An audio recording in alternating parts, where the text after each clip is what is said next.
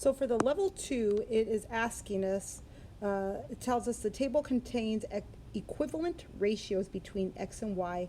Enter the missing value. So it's telling us to enter the missing value in the table.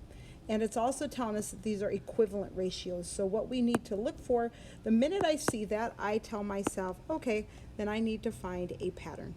If they're equivalent, that means I need to find some type of pattern. And there's only two types of patterns I'm going to look for.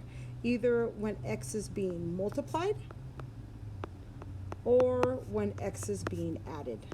So I always look first for multiplication, and if I can't find multiplication, then I will go to look for a pattern that where it's being added. Okay, so here's x. So my question is, I ask myself, what is x doing to get y? Okay, what is x doing to get y? So I start to look for a pattern. I'm going to see if I can multiply something by each one of these numbers to get y.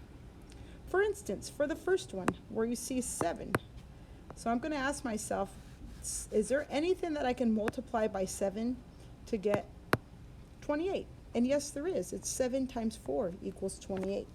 So then I look and say, okay, let me try that pattern and see if it works other places. If it works everywhere else, then I know that's the pattern. So the second one, I'm going to multiply times 4 again. And I ask myself, well, what does 8 times 4 equal? Oh, it equals 32. So far the pattern works. So I'm going to go to one last one down here and I say, okay, what does 10 times 4 equal? And it equals 40. So my pattern is multiplying by x. So I know in my head that my pattern is 4 times x. That's how I get y. Okay, so now I have to do is I just go to my missing value and I say, okay, well, what's 9 times 4? Well, I know 9 times 4 equals 36. So that is my pattern, is 36. So I always look to see, okay, if it says equivalent ratios, I know there's a pattern. First, I look for one that is multiplication, and if not, I'll look for one that's being added. In this case, my pattern is 36. So that means every time I'm going to multiply times 4.